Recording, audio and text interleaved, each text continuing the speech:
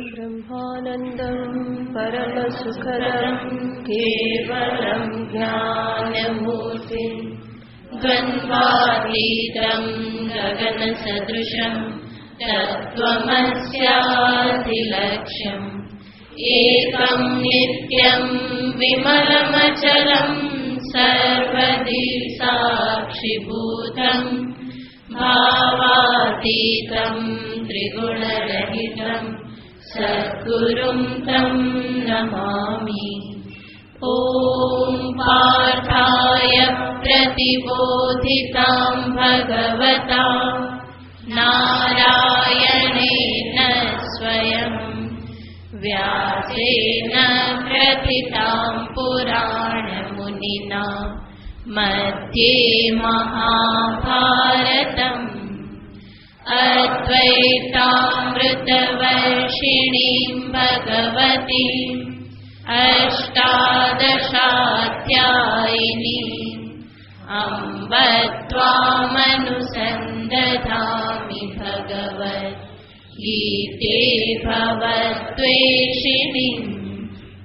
यं ब्रह्मा वरुणेन्द्ररुद्रमरुतः स्तुन्वन्ति दिव्यैस्तवैः वेदैः साङ्गपदक्रमोपनिषदैः गायन्ति यं सामगाः ध्यानावस्थिततद्गतेन मनसा पश्यन्ति यं योगिनः यस्यान्तं न विदुःसुरासुरगणा देवाय तस्मै नमः। यस्यान्तं न विदुःसुरासुरगणा देवाय तस्मै नमः। अर्जुन उवाच किं तत् ब्रह्म किमध्यात्मम्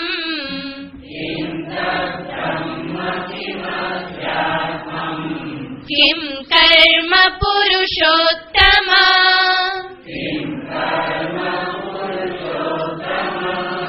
अधिभूतं च किं प्रोक्तम्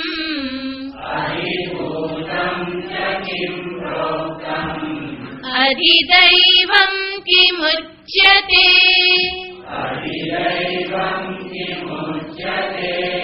अधियज्ञः कथं कोत्र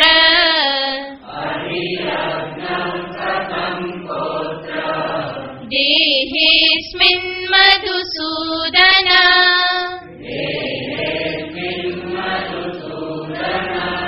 प्रयाणकाले च कथम्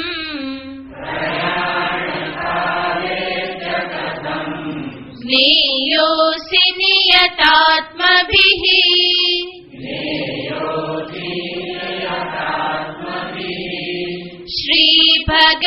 श्रीभगवानुवाच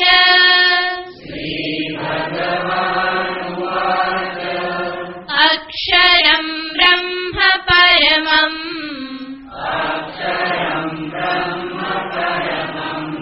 स्वभावोऽध्यात्ममुच्यते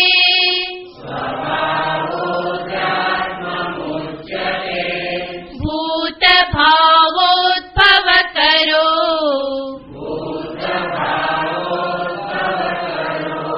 विसर्गः कर्म संज्ञितः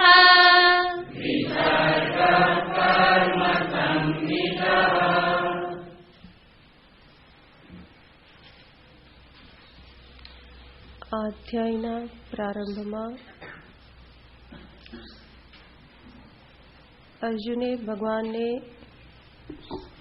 7 પ્રશ્ન પૂછેલા છે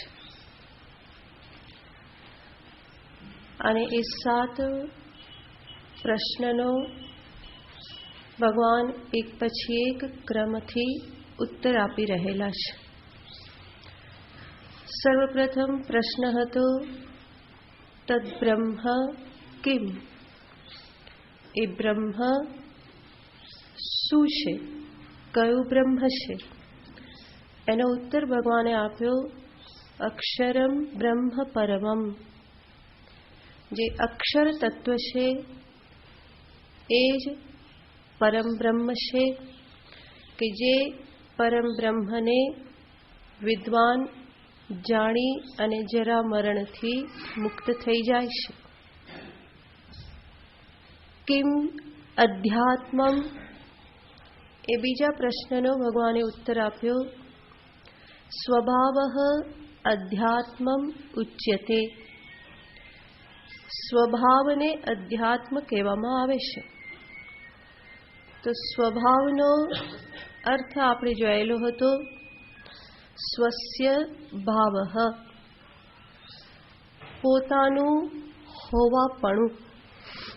અને પોતાનું હોવાપણું, અસ્તિત્વ, જે સત્તા સ્વરૂપ, જે અહમનું સ્વરૂપ છે, હોવું, ભાન હોવું અને એની પ્રિયતા, તો એ સચ્ચિત આનંદ સ્વરૂપ ચૈતન્ય જે છે, કે જેને શાસ્ત્ર આત્મા શબ્દથી કહે છે, એને જ અહીંયા સ્વભાવ કહેવામાં આવેલ છે.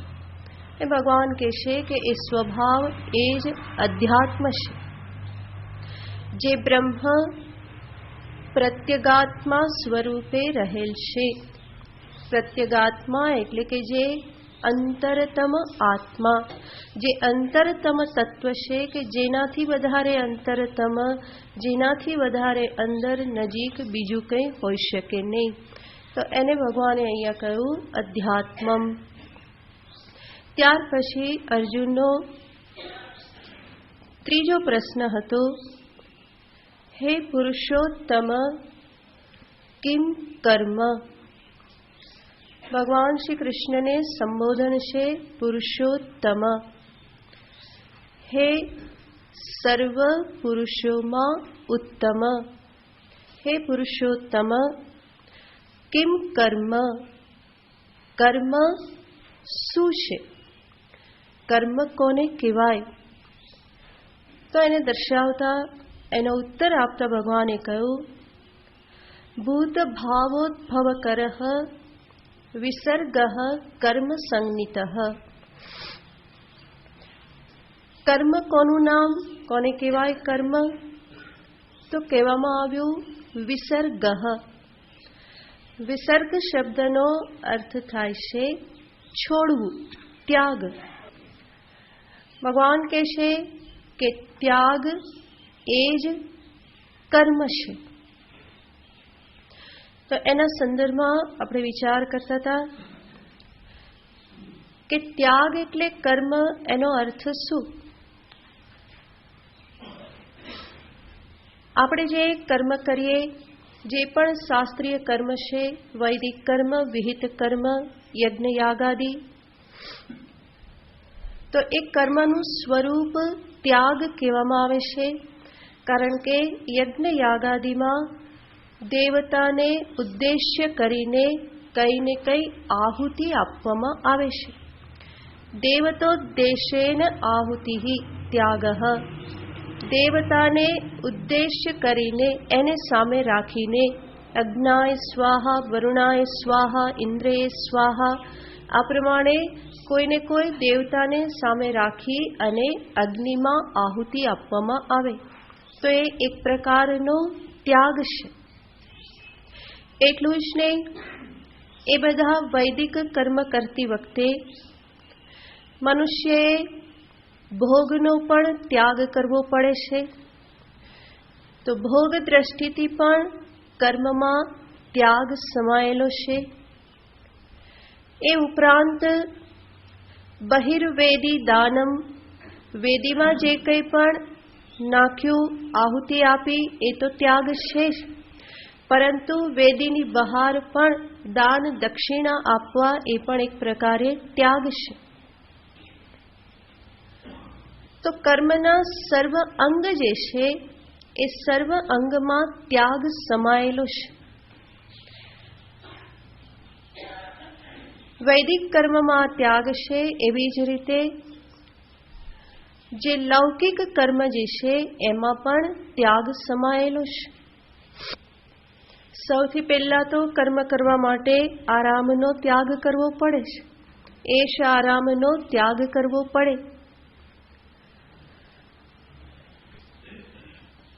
એ ઉપરાંત પોતાના સમય, શક્તિ, ધન આ બધાનો પણ ખર્ચ કરવો પડે છે.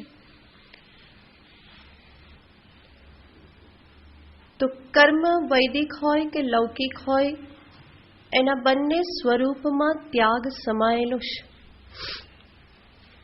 મનુષ્ય એવું માને છે કે કર્મ કરીને હું કંઈક મેળવું છું, પરંતુ મેળવ્યા પહેલા એને શું કરવું પડે છે? ત્યાગ કરવો પડે છે.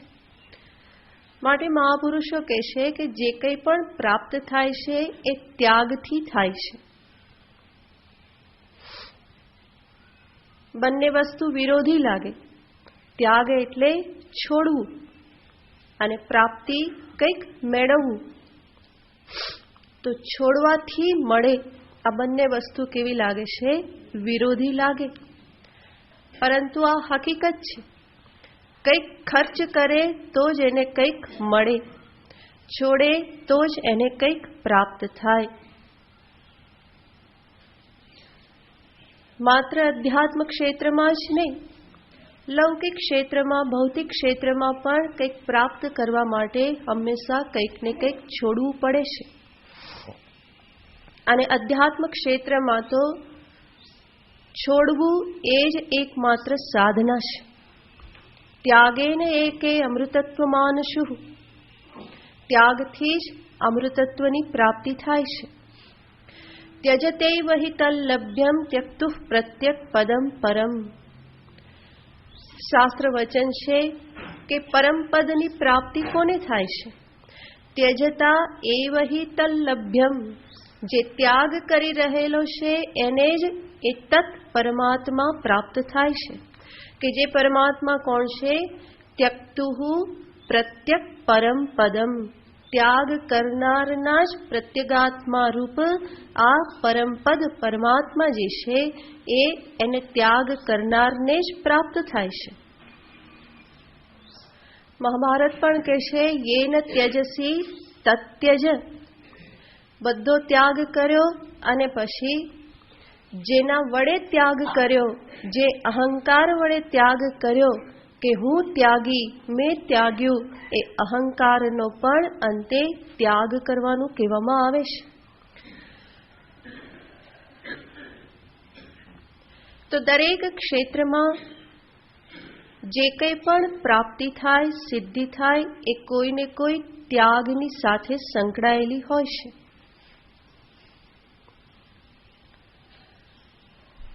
બે મિત્રો હતા, સાધુ હતા, અને એ બંનેની પ્રકૃતિ જુદી જુદી હતી. એક સંપૂર્ણ ત્યાગમાં માનનારો પાસે કંઈ રાખે નહીં અને કે બધું ત્યાગથી જ પ્રાપ્ત થાય છે. એક રૂપિયો પણ પાસે નહીં રાખે, કે છે ત્યાગથી જ બધું પ્રાપ્ત થાય. અને એમના મિત્ર હતા કે એવું નહીં, થોડું વ્યવહારિક થવું જોઈએ, નહીં તો વ્યવહાર ચાલે કેમ, થોડું ઘણું પાસે રાખવું જોઈએ. તો આ બંનેની વિચારસરણીમાં હંમેશા ભેદ રહે, એ મતભેદ થતો જ રહે. બંને વિચરણ કરતા હતા. એવામાં એક વખત એમને નદી પાર કરવાની આવી. તો નાવિકને બોલાવ્યો અને કે ભાઈ નદી પાર કરવી છે. તો નાવિક કે 5 રૂપિયા લાગશે કે નદી પાર કરવી હોય તો. એટલે જે થોડી ઘણી વ્યવસ્થા રાખતા હતા એ એના મિત્રને કે જો કે કેવી રીતે નદી પાર થશે? 5 રૂપિયા છે કે તારી પાસે કંઈ નથી, તું નદી પાર કેવી રીતે કરવાનો? અને કે ખાલી ખાલી બોલે છે ત્યાગથી જ પ્રાપ્ત થાય, ત્યાગથી જ પ્રાપ્ત થાય. તો પેલા કે હું હજુ પણ કહું છું કે ત્યાગથી જ બધું સિદ્ધ થાય કે. તો કે પાર કેવી રીતે કરવાનો? કે ના, કે ત્યાગથી જ પાર થવાશે કે. તો ફરી પેલો નાવિક કે હવે આવું હોય તો બેસી જાઓ કે તમે બંને પછી ઝઘડા કરજો કે. એટલે પેલા જેમની પાસે પૈસા હતા એ કે ચાલ હું પૈસા આપી દઉં કે નદી પાર થઈ જઈએ કે, તું તો ત્યાગી રહ્યો, કેવી રીતે નદી પાર કરવાનો? એટલે એણે નાવિકને 5 રૂપિયા આપ્યા અને કિનારે ઉતર્યા. ત્યારે ફરી પાછો એ કહેશે કે તું કહેતો હતો ને ત્યાગથી જ બધું પ્રાપ્ત થાય. તો પેલો કે હજુ પણ કહું છું કે કેમ? તો કે તે તો 5 રૂપિયા ત્યાગ કર્યા ને કે ત્યારે જ પ્રાપ્ત થયો ને, નદી પાર ત્યારે જ થયું કે ત્યાગ તો કરવો પડ્યો ને. એ હું કરું કે તું કરું, કેવી રીતે નદી પાર થયા? ત્યારે તો 5 રૂપિયા આપવા જ પડ્યા. તો અંતે તો બધું સિદ્ધ શેનાથી થાય છે? ત્યાગથી જ સિદ્ધ થાય છે. તો ત્યાગ એ કર્મનું સ્વરૂપ છે. કોઈ પણ સિદ્ધિની પાછળ કોઈને કોઈ ત્યાગની હંમેશા અપેક્ષા રહે જ છે.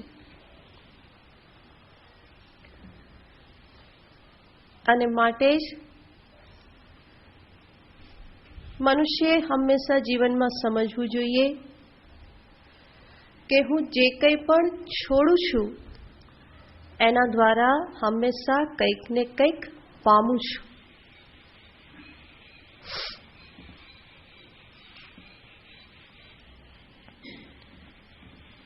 પરિપક્વ વ્યક્તિ સમાજમાં એને જ કહેવાય જે સમાજ પાસેથી જેટલું મેળવે છે એના કરતાં વધારે સમાજને પાછું આપે છે.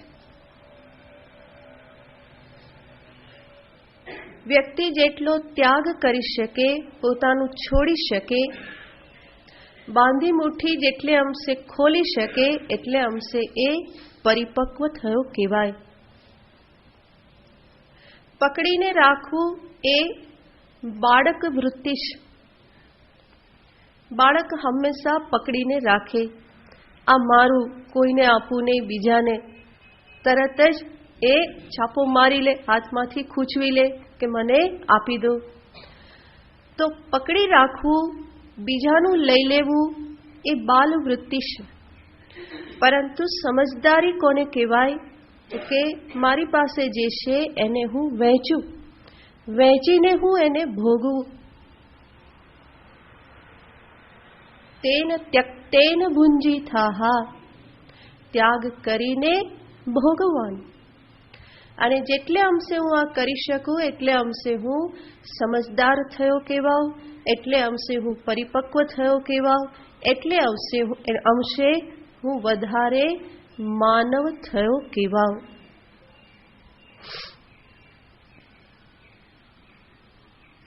અને આ પ્રકારના કર્મ જે છે, ત્યાગમય એવા જે કર્મનું સ્વરૂપ ત્યાગ છે, વિસર્ગ કર્મ સંજ્ઞિત, એ કર્મ જ ભૂત ભાવ ભવત્કરઃ. એ કર્મ શું છે? તો કે છે ઉદ્ભવ કરઃ, ઉત્પન્ન કરનાર. કોને ઉત્પન્ન કરનાર? ભૂત ભાવ, સમસ્ત ભૂતને, પ્રાણીઓને. સમસ્ત પ્રાણીઓની ઉત્પત્તિ, જન્મ જે થાય છે શેના આધારે છે? કર્મના આધારે. ભૂતાનામ ભાવઃ ભૂત ભાવઃ તસ્ય ઉદ્ભવ કરઃ. ભૂત ભાવ એટલે અસ્તિત્વ, જન્મ પામવું. એ ભૂતોનો જન્મ કરાવનાર, ભાવોદ્ભવ કરઃ. સર્વ પ્રાણીઓનો જન્મ, જીવોનો જન્મ શેના આધારે છે? એના પોતાના કર્મના આધારે. સ્વકર્મ સૂત્ર ગ્રથિતો હિ લોકઃ. સમસ્ત લોક જે છે એ પોતાના કર્મ સૂત્રથી બંધાયેલ છે. દરેક પ્રાણી જે છે એ પોતાના કર્મથી બંધાયેલ છે. વર્તમાન સમયમાં મને જે પણ જન્મ પ્રાપ્ત થયો, શરીર પ્રાપ્ત થયું, માતા પિતા પ્રાપ્ત થયા, પરિવાર પ્રાપ્ત થયો, આ બધું જ પૂર્વ કરેલા કર્મનું જ પરિણામ છે.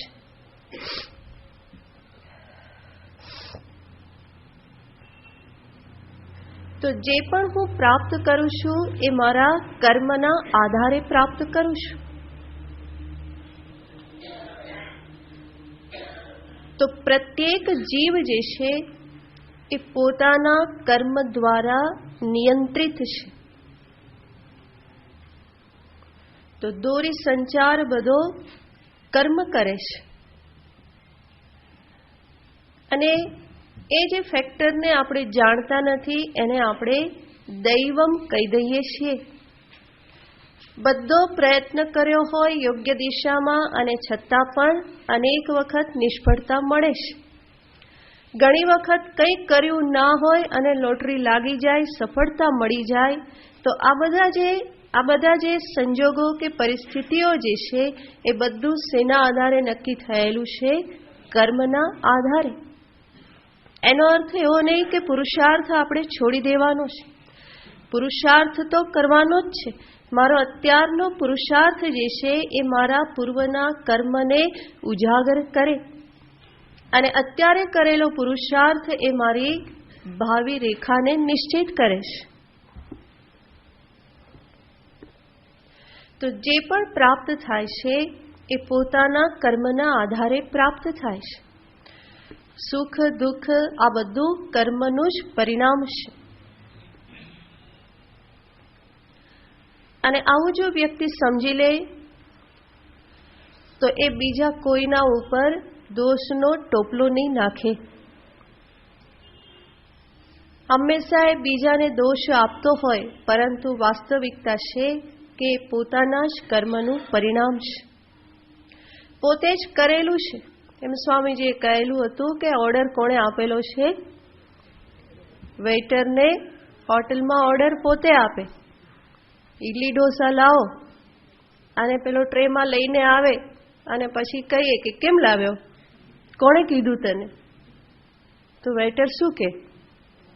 તમે જ મંગાવેલું હતું, તમે જ ઓર્ડર આપેલો છે, હવે પાછું લેવાય નહીં. ખાવ કે ના ખાવ, પૈસા તો આપવા પડશે.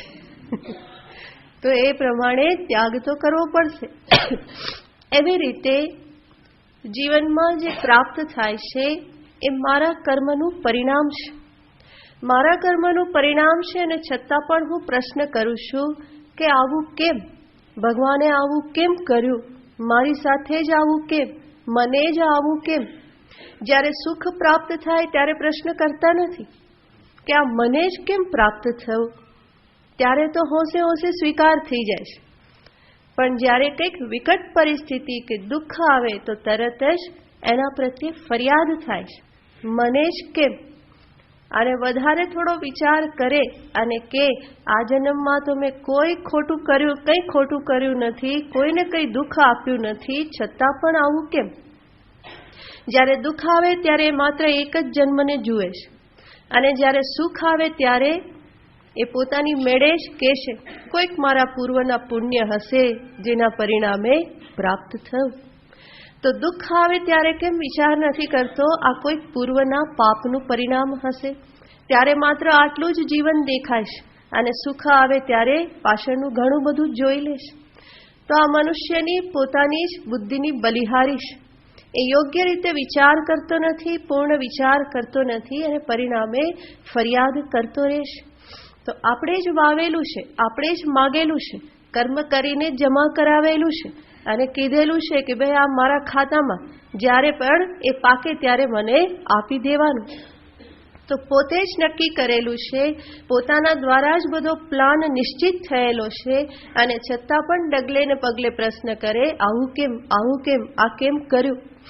આપણે જ આર્કિટેક્ટને કીધું હોય કે આટલું આટલું કરવાનું અને એણે પ્લાન બતાવ્યો અને આપણે પાસ કરી દીધો કે બરાબર આ મંજૂર છે અને પછી ફરી પાછા એને જ કહીએ કે આ કેમ આમ કર્યું, આ કેમ આમ કર્યું? તો એ જવાબ શું આપે કે તમે જ માગ્યું હતું ને તમે જ કહેલું હતું કે આ પ્રમાણેનો પ્લાન છે. એવી રીતે મારા ભાવિ જીવનનો આખો પ્લાન મેં જ આપેલો છે. આટલા કર્મ અને આટલા એના ફળ, આવી રીતના કરેલા કર્મ છે, આવા ફળ મને પ્રાપ્ત થશે. તો એ આખો પ્લાન જે છે એ મેં પોતે જ આપેલો છે, નક્કી કરેલો છે. એ વિવેકપૂર્વક નક્કી કર્યો કે અવિવેકપૂર્વક નક્કી કર્યો એ વાત અલગ છે, પરંતુ કરનાર તો હું પોતે છું. તો મારા જ કર્મનું પરિણામ હું ભોગવું છું. એમાં બીજા કોઈને દોષ આપવાથી મારા કર્મથી હું છૂટી શકું નહીં. માત્ર મારે એટલું જ શીખવાનું રહે કે પહેલા અવિવેકના આધારે કરેલા કર્મના પરિણામે આ બધું અત્યારે ભોગવું છું. તો હવે હું સુધરી જાઉં, હવે હું અવિવેકને છોડી અને વિવેકપૂર્ણ રીતે હું કર્મ કરું કે જેથી કરીને આગળનો પ્લાન વધારે સારો થાય. વધારે સારું જીવન પ્રાપ્ત થાય, આ રીતે હું વિવેક કરી શકું. તો ઉદ્ભવ કરહ, જે કંઈ પણ મને જન્મ પ્રાપ્ત થયો, જે પરિવેશમાં, જે દેશમાં, જે કાળમાં, જે સમાજમાં જે જન્મ પ્રાપ્ત થયો અને જન્મ પ્રાપ્ત થયા પછી જે કંઈ પણ મને ઉપલબ્ધ થાય છે એ બધું જ કર્મનું પરિણામ છે. તો ઉદ્ભવ કરહ વિસર્ગઃ કર્મ સંનિતઃ, આ ભૂતોની ઉત્પત્તિ માટેનું જે કારણ છે એવું આ જે કર્મ જે છે કે જે વિસર્ગ સંનિતઃ. તો ભગવાને અર્જુનના પ્રશ્નનો ઉત્તર આપ્યો કે કર્મ શું? ભગવાને કહ્યું કે કર્મ જે છે એ જીવોની ઉત્પત્તિ માટેનું કારણ છે. ઉદ્ભવ કરહ.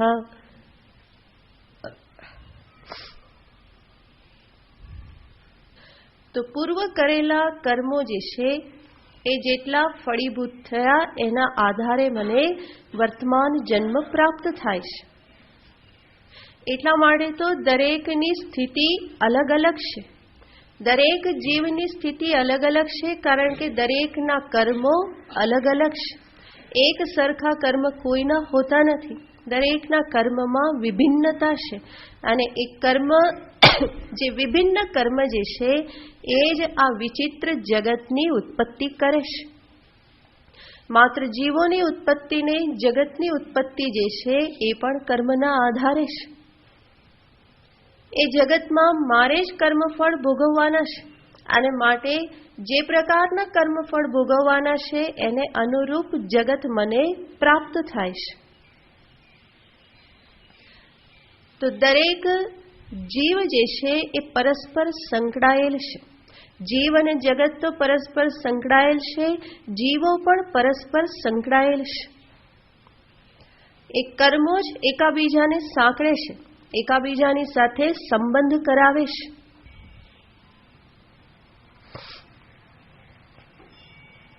પછી મનુષ્ય રૂપ જીવ હોય, પશુ હોય, બીજા જીવ જંતુ હોય, આ દરેક જે પરિણામ જે છે એ પરિણામની પાછળનું પરિબળ એના પોતપોતાના કર્મો જ રહેલા છે.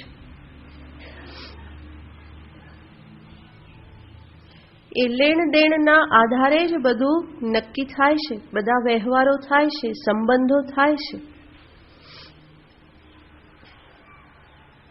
માતા પિતા સંતાન ભેગા શેના આધારે થાય છે?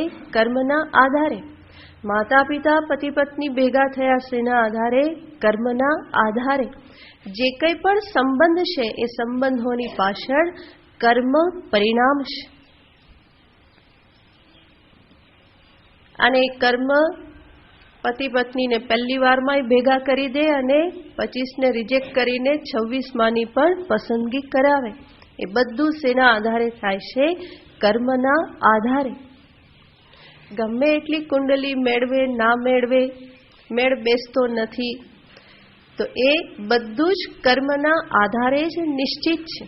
જે પણ સંબંધ પ્રાપ્ત થાય છે, જીવોના સંબંધો, એ બધા એના આધારે છે. મને આવીને મચ્છર કરડી ગયું તો એ પણ શું છે? કર્મ સંબંધ છે. એનું લેણું કંઈક છે કે જેના પરિણામે એ અહીંથી થોડું લોહી લઈ ગયું અને એના કોઈ કર્મો તો એ મારી તાળીની વચ્ચે ખતમ થઈ ગયું. તો એ બધું કર્મનું જ પરિણામ છે. ગાય સિંગડું મારે કે ગધેડું લાત મારે, એ બધું પૂર્વજન્મનું જ કંઈક લેણ દેણ છે. ફસકી પડાય, ક્યાંક લપસી પડાય, આ બધું કર્મનું પરિણામ છે. બહુ સજાગતાથી ચાલીએ તોય ક્યારે કેળાની છાલ આવી જાય એ ખબર પડે નહીં, અને લપસી પડાય તો એ કર્મનું પરિણામ છે. માટે આપણને થાય કે હું તો બહુ સજાગ હતો, બહુ સજાગ હતો, બહુ સંભાળીને ચાલતો હતો. તું સંભાળીને ચાલે પણ પાછળથી કર્મ ધક્કો મારે તો એમાં તારું કેવી રીતે ચાલે? તો એ ફસકી પડવું, જે કંઈ પણ થાય છે એ બધું જ કર્મનું પરિણામ છે. મારા જ કર્મના પરિણામે કોઈક બાઈક મને ભટકી જાય, કાં તો પછી યમદૂત ખટારો કંઈક આવીને કરી જાય, આ બધું એનું જ પરિણામ છે.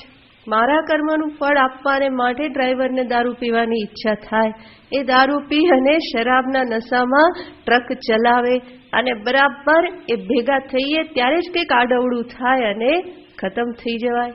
તો આ બધા કર્મથી જ બધું નિશ્ચિત છે. ઉદ્ભવ કરહ, નાશ કરહ, સ્થિતિ કરહ, આ બધું જ કોણ છે? મનુષ્યના પોતાના કર્મ છે.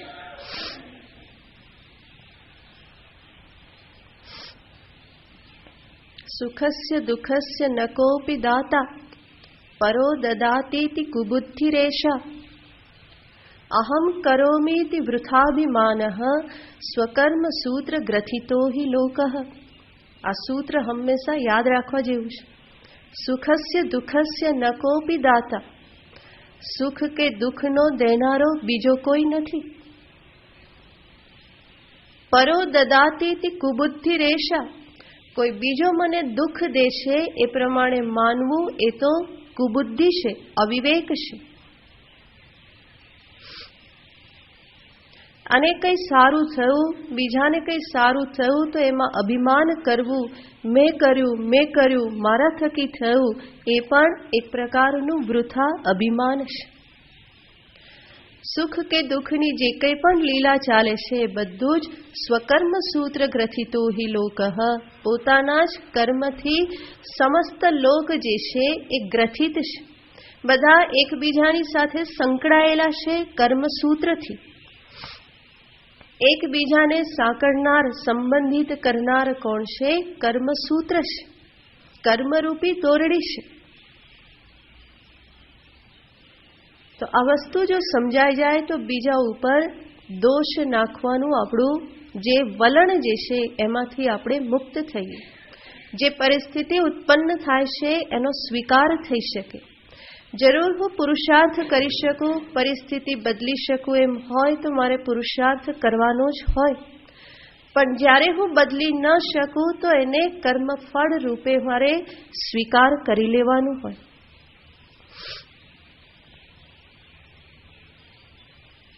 શરીરમાં કોઈ રોગ થયો એ કર્મનું પરિણામ છે. એનો અર્થ નહીં કે મારે એનો ઉપાય નહીં કરવાનો. હું મારા તરફથી પુરુષાર્થ કરું એને દૂર કરવા માટે. એ પુરુષાર્થ કરવાની પ્રેરણા પણ પૂર્વકર્મ આપે છે. પુરુષાર્થ કરું, સારું થઈ ગયું, પરિસ્થિતિને હું બદલી શક્યો કર્મ કરીને તો બહુ સરસ.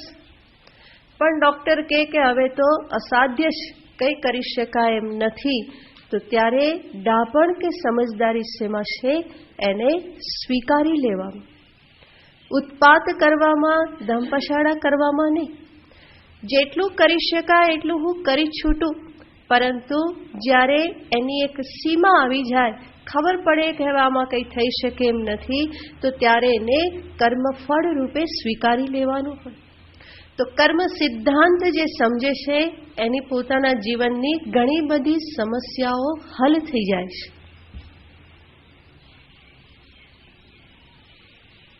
તો ભૂત ભાવોદ્ભવ કરઃ વિસર્ગ કર્મ સંજ્ઞિતઃ. અર્જુનનો ચોથો પ્રશ્ન હતો, અધિભૂતમ ચ કિમ પ્રોક્તમ. હે પુરુષોત્તમ, અધિભૂતમ કોને કહેવામાં આવે છે? એનો ઉત્તર ભગવાન આગળના શ્લોકમાં આપે છે. અધિભૂતં ક્ષરો ભાવઃ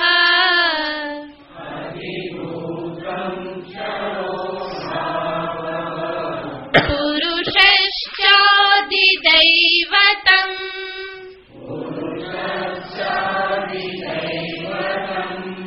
અધિયજ્ઞોહમેવાત્ર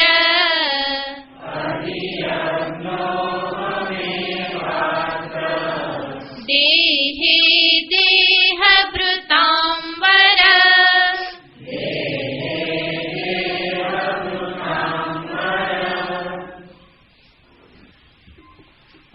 અધિભૂતમ કિમ, એનો ઉત્તર ભગવાન આપે છે. અધિભૂતમ ક્ષરો ભાવઃ. ક્ષર ભાવ જે છે એ અધિભૂત છે. ક્ષર ભાવ, ક્ષર એટલે કે જેનો નાશ થાય છે, જેનો ક્ષય થાય છે, ક્ષીણ થાય છે. એવું જે કંઈ પણ છે એવી વસ્તુ એને આધિભૂતમ કહેવામાં આવે. તો આધિભૌતિક જગત જે છે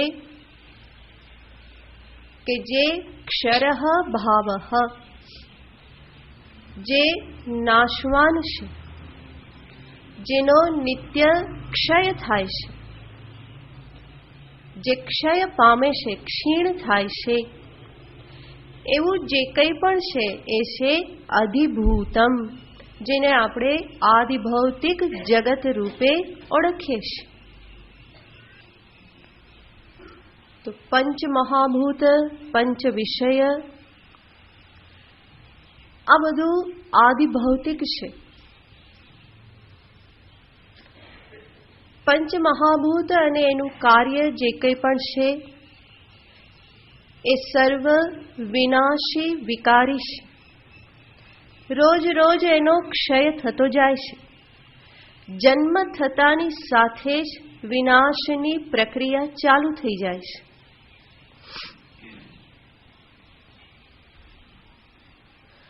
તો એવી જે કંઈ પણ વસ્તુઓ એ બધાને અધિભૂત કહેવામાં આવે.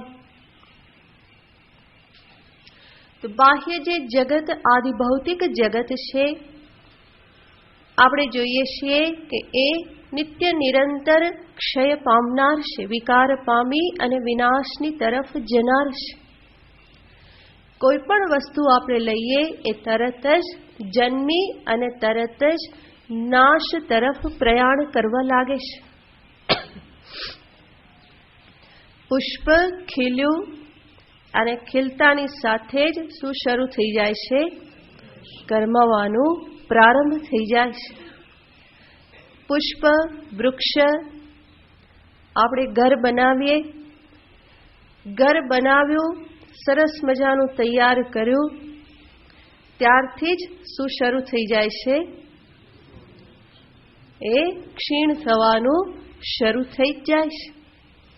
તાત્કાલિક ના દેખાય, પણ વરસ ગયું તો ખબર પડે કે હવે ધીમે ધીમે ક્ષયની પ્રક્રિયા ચાલવા માંડી. એવી જ રીતે મનુષ્યનું શરીર જે છે એ પણ એવું જ છે. જન્મતાની સાથે નાશ તરફની ગતિ ચાલુ થઈ જાય છે. એક દિવસ ગયો એનો અર્થ શું? કોની નજીક પહોંચ્યા? મૃત્યુની નજીક પહોંચ્યા. તો વર્ષોના વર્ષો વીતી જાય છે અને શરીર આખું પરિવર્તન પામતું રહેશે.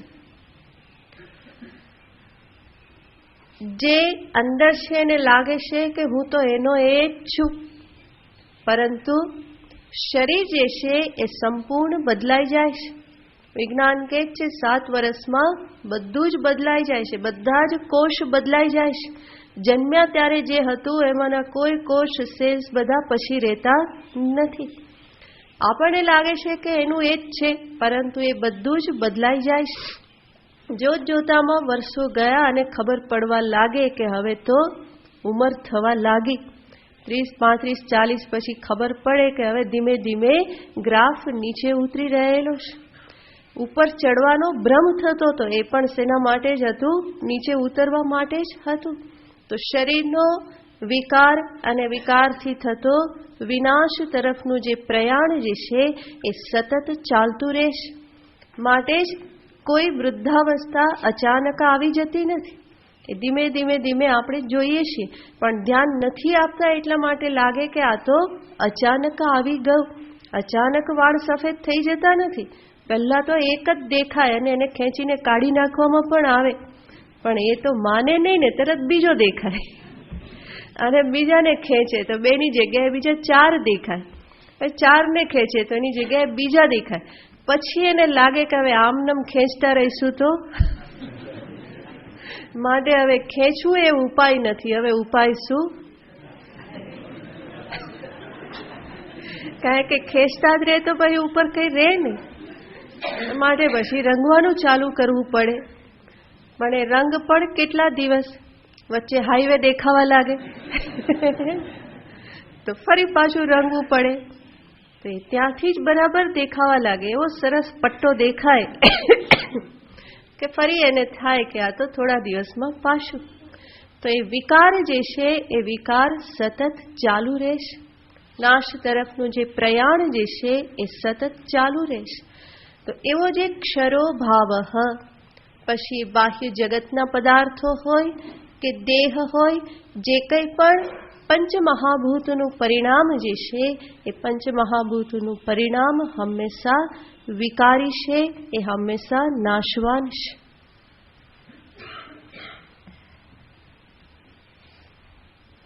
તો અધિભૂતમ ક્ષરો ભાવ. ક્ષરો ભાવ એટલે કે ક્ષય પામનાર ભાવ. ભાવ એટલે જનિમત વસ્તુ, જન્મ પામનાર વસ્તુ.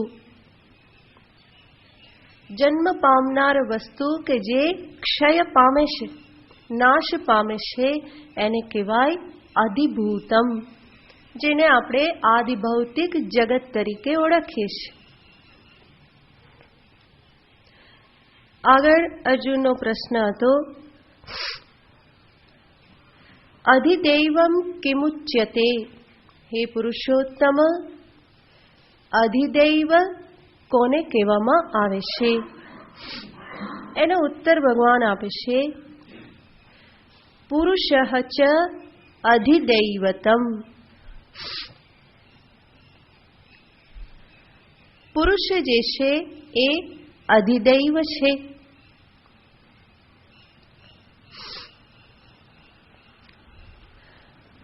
આમ તો અધિદૈવ કે આદિદૈવિક જેને આપણે કહીએ છીએ એ સૂક્ષ્મ જગત છે.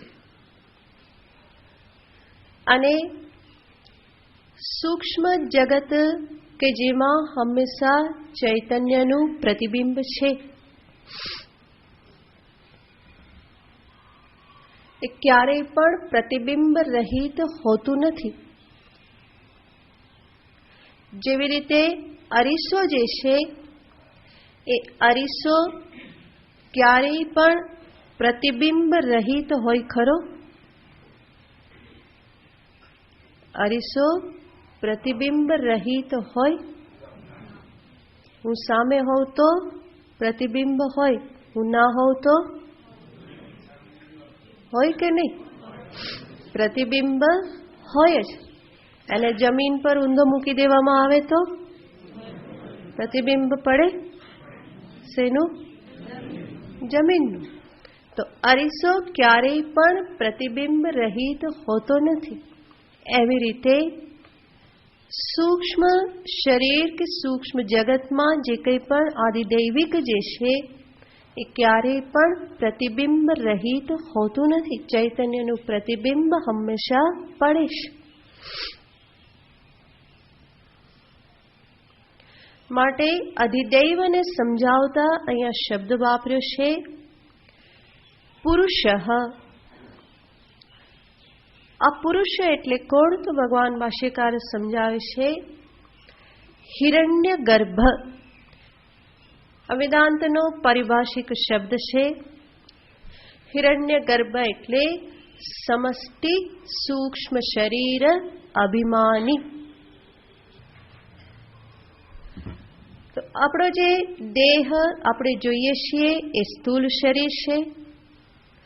આ સ્થૂલ શરીરમાં જ એક સૂક્ષ્મ શરીર છે કે જે સૂક્ષ્મ શરીરમાં 5 જ્ઞાનેન્દ્રિય, 5 કર્મેન્દ્રિય, પંચ પ્રાણ, મન અને બુદ્ધિ, આ 17 તત્વનો સમાવેશ થાય છે. તો સ્થૂલ શરીર અને સ્થૂલ શરીરમાં રહેલ સૂક્ષ્મ શરીર. મારું આ એક સ્થૂલ શરીર એને કહેવાય વ્યષ્ટિ સ્થૂલ શરીર. વ્યષ્ટિ એટલે કે એક. અને બધાના સ્થૂલ શરીરને સામે રાખીને કહીએ તો એ કહેવાય સમષ્ટિ સ્થૂલ શરીર.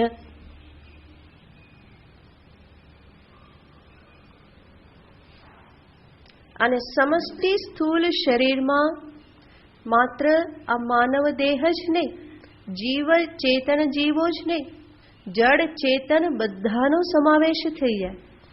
એ જ સમષ્ટિ સ્થૂલ શરીર છે. એવી રીતે સૂક્ષ્મ શરીર, એ જે સમષ્ટિ સ્થૂલ શરીરની વાત કરી, એને જ શાસ્ત્રની ભાષામાં વિરાટ કહેવામાં આવે છે. વિરાટ પુરુષ એનો અર્થ છે સમસ્ત જગત રૂપે, બ્રહ્માંડ રૂપે રહેલ પરમાત્મા.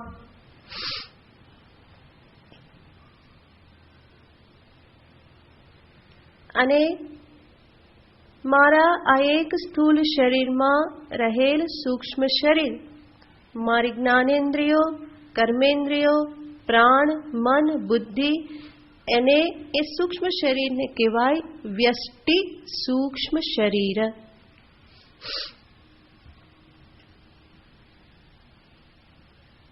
મારું એકનું સૂક્ષ્મ શરીર.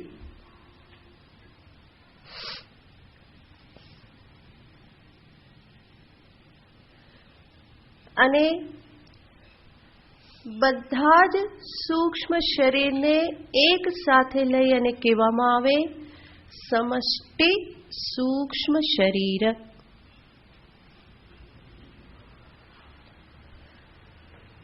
જેવી રીતે હું મારા એક સૂક્ષ્મ શરીરમાં અહંભાવ કરું છું, મન બુદ્ધિમાં અહંભાવ કરું છું, અને હું કહું કે હું શાંત, હું પ્રસન્ન, હું વિક્ષિપ્ત, હું હોશિયાર, હું મૂર્ખ. ઇન્દ્રિયોમાં અહંભાવ કરું છું, જેના આધારે હું કહું છું કે હું અંધ, હું બધિર. તો આ બધો સૂક્ષ્મ શરીરમાં અહંભાવ છે મારો, જેના પરિણામે હું આ વ્યવહાર કરું છું. એ સૂક્ષ્મ શરીરની સાથે અહંભાવ કરનાર જે જીવ, એને શાસ્ત્રની ભાષામાં તૈજસ કહેવામાં આવે. સૂક્ષ્મ શરીરને જે પોતાનું માને છે એમાં અહંભાવ કરે છે. તો વ્યષ્ટિ સૂક્ષ્મ શરીરનો અભિમાની, એને હું કહેનાર કે મારું કહેનાર, એને કહેવાય છે તૈજસ. જેને હું મારું કહું છું, એક સૂક્ષ્મ શરીરને, એ સૂક્ષ્મ શરીરને હું કે મારું કહેનાર કોઈક બીજું પણ છે. માત્ર એકને નહીં, સમસ્ત સૂક્ષ્મ શરીરને હું રૂપે જોનાર કોઈ એક તત્વ જે છે, સૂક્ષ્મ સમષ્ટિ સૂક્ષ્મ શરીર અભિમાની, એને શાસ્ત્રની ભાષામાં કહેવાય છે હિરણ્ય ગર્ભ.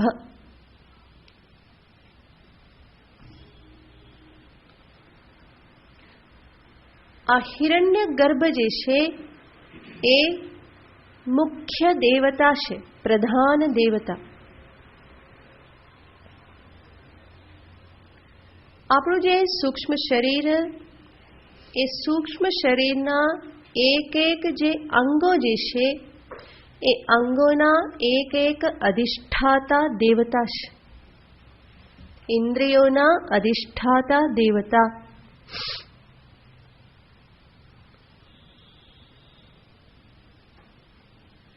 ચક્ષુના અધિષ્ઠાતા દેવતા છે સૂર્ય, મનના અધિષ્ઠાતા દેવતા ચંદ્ર, પગના વિષ્ણુ, હાથના ઇન્દ્ર, જ્ઞાનેન્દ્રિયના અશ્વિની કુમાર, શ્રોત્રના દિગ્દેવતા. તો આ રીતે દરેક ઇન્દ્રિય જે છે એ ઇન્દ્રિયના અધિષ્ઠાન દેવતા છે, કે જેની પાસેથી ઇન્દ્રિય શક્તિ પ્રાપ્ત કરે છે.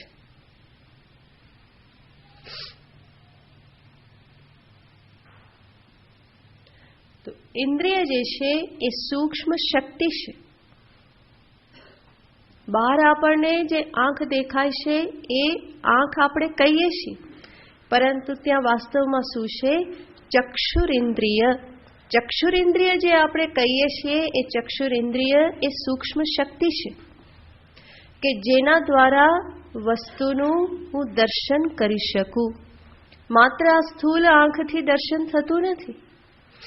ઘણાને સ્થૂલ આંખ હોય છે પણ દેખાતું નથી. એટલે જ આપણને ખબર ના પડે કે જોવે છે કે અંધ છે. લાકડી હોય તો ખબર પડે કે આ કેવા છે, અંધ છે. આંખો જોઈ અને ઘણીવાર ખબર ના પડે કે એ અંધ છે. જે બહેરા હોય એને કાન હોય કે નહીં? કાન તો હોય, પરંતુ શું નથી? શ્રોત્રેન્દ્રિય કે શ્રવણેન્દ્રિય જે છે એ એમાં નથી. જે શ્રોત્રેન્દ્રિય કે જે શ્રવણ કરવાની એક શક્તિ છે,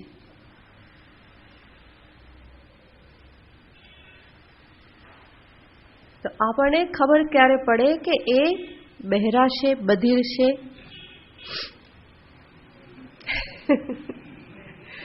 5 વાર બોલાવી અને જવાબ આપે નહીં, અથવા તો પ્રશ્ન કરીએ અને જવાબ બરાબર ના મળે.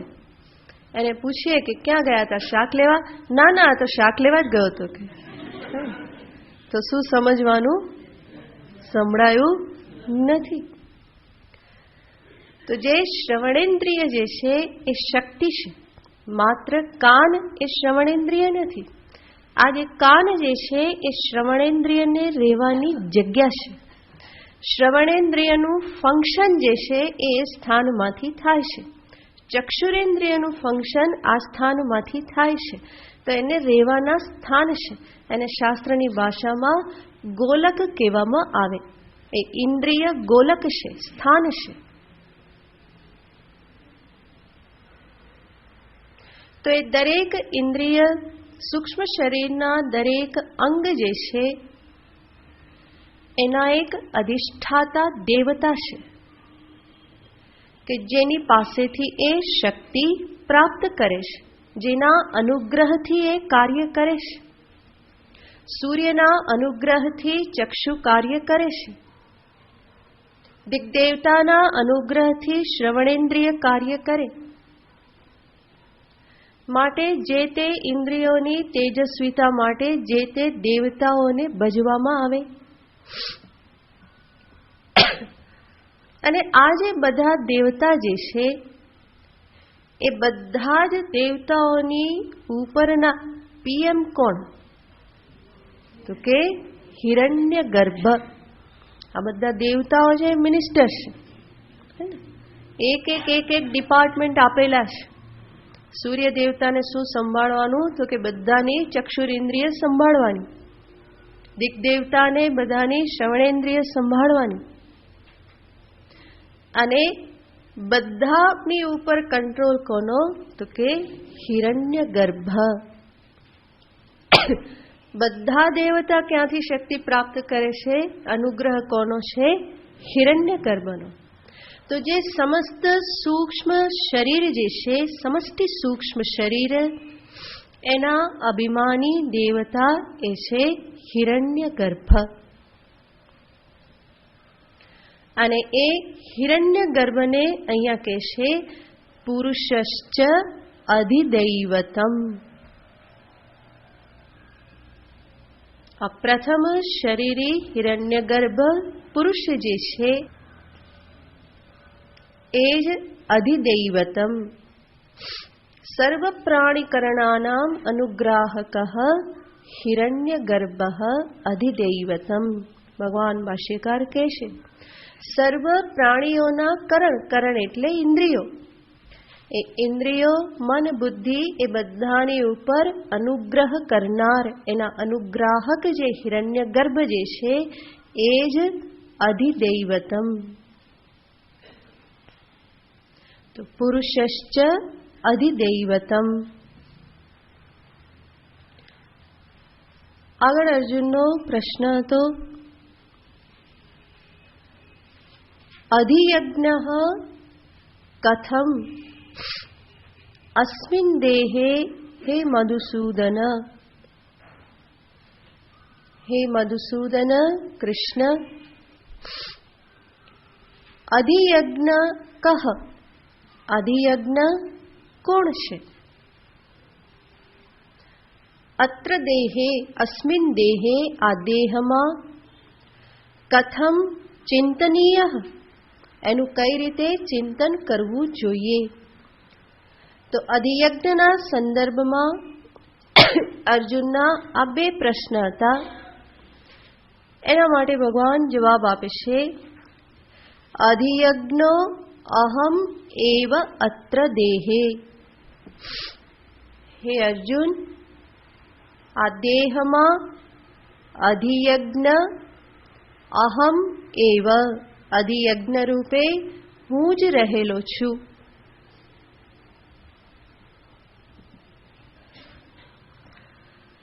તો અધિયજ્ઞ રૂપે ભગવાન કહે છે હું જ રહેલો છું. યજ્ઞ શબ્દ ભગવાન વિષ્ણુ માટે વપરાય છે.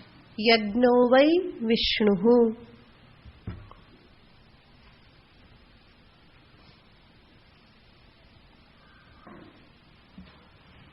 વિષ્ણુ જ કોણ છે? તો કે યજ્ઞરૂપ છે. અને યજ્ઞના અધિષ્ઠાતા રૂપે પણ કોણ છે? વિષ્ણુ.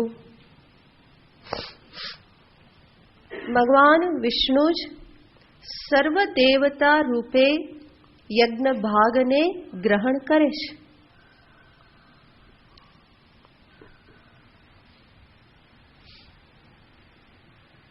તો સર્વ દેવતા રૂપે એક વિષ્ણુ જ રહેલા છે. માટે જે દેવતાને ઉદ્દેશીને યજ્ઞ કરવામાં આવે એ સર્વ યજ્ઞના દેવતા રૂપ કોણ છે? ભગવાન વિષ્ણુ. સર્વદેવ નમસ્કારમ નમસ્કારમ કેશવમ પ્રતિગચ્છતિ. તો જે પણ નમસ્કાર કરવામાં આવ્યા એ બધા ક્યાં પહોંચે છે? કેશવને પહોંચે છે. સમુદ્ર કિનારે ઊભો અને તમારે સમુદ્રને પ્રણામ કરવા હોય, ચરણ સ્પર્શ કરવા હોય તો શું કરવું પડે? ક્યાં ચરણ સ્પર્શ કરવા પડે? વચ્ચે દુબાકો મારવો પડે? જે પણ તરંગ આવ્યું એને હું ચરણ સ્પર્શ કરું તો કોના ચરણ સ્પર્શ થયા? સમુદ્રના. તો એ સર્વ અભિવ્યક્તિ, પ્રત્યેક તરંગ રૂપે અભિવ્યક્તિ કોની છે? સમુદ્રની જ છે. જે પણ તરંગને હું સ્પર્શ કરું, નમન કરું એ કોને પહોંચે છે? સમુદ્રને, વરુણ દેવતાને. એવી રીતે અહીંયા પણ ભગવાન કહેશે કોઈ પણ દેવતાને ઉદ્દેશીને યજ્ઞ કરવામાં આવે તો યજ્ઞના અધિષ્ઠાતા રૂપે તે સ્વરૂપે કોણ રહેલ છે? હું પોતે જ રહેલો છું.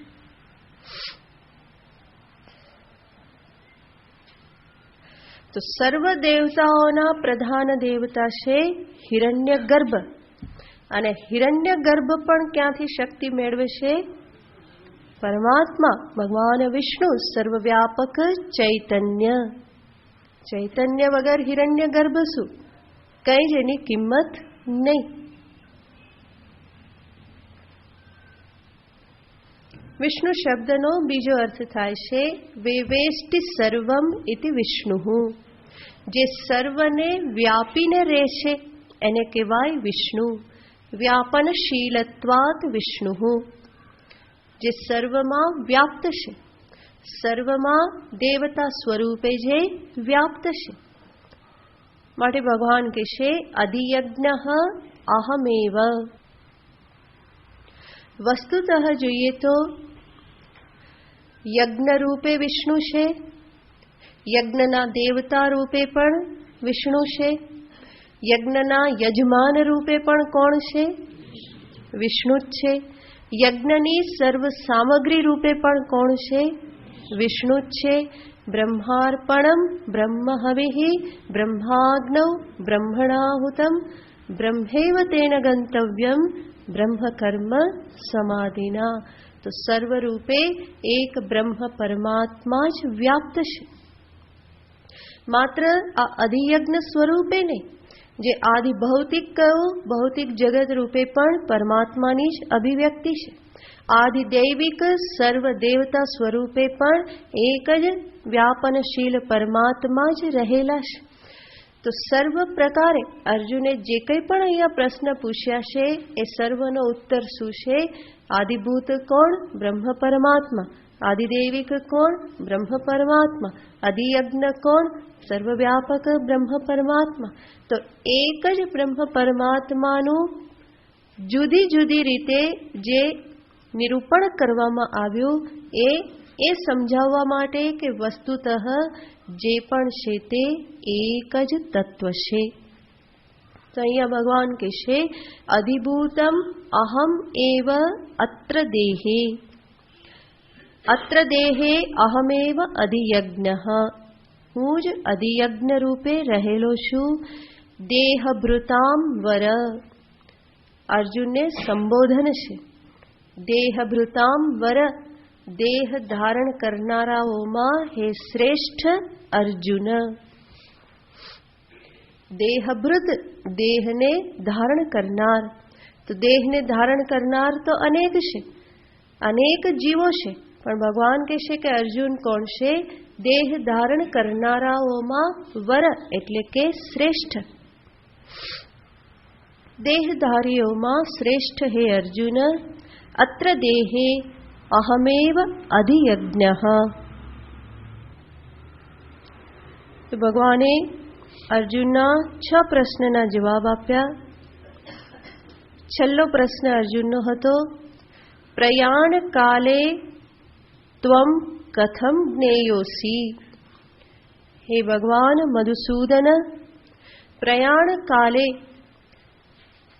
પ્રયાણ કાલનો અર્થ છે જવાનો સમય. આપણી ભાષામાં કહીએ તો જવાનો સમય. પ્રયાણ એટલે જવું. એ જવાના સમયે, ક્યાં જવાના સમયે? સત્સંગ પૂરો થાય પછી પ્રયાણ કરવું છે.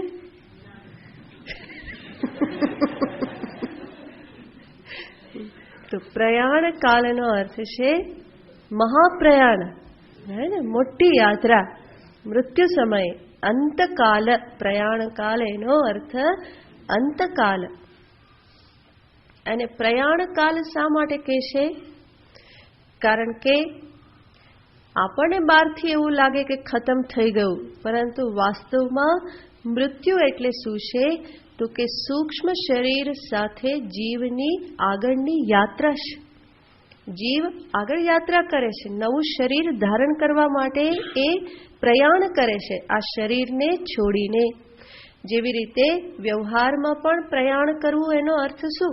ઘરમાંથી નીકળીને બહાર જઈએ. યાત્રામાં જવું એનો અર્થ શું? બહાર જવું એટલે કે એક ઘર છોડીને, જે ઘરમાં બેઠેલા છે એને છોડીને બહાર નીકળીને બીજે ક્યાંક જવાનું, તો એને પ્રયાણ કહીએ. એવી રીતે અહીંયા પણ પ્રયાણનો અર્થ છે આ દેહ જે છે એક ગૃહ છે, એમાં જીવ વાસ કરતો હતો. એ જીવ હવે આ ઘરને છોડી અને બીજા ઘરને માટે જાય છે, પ્રયાણ કરે છે. માટે મૃત્યુકાલને પ્રયાણ કાલ કહેવામાં આવે.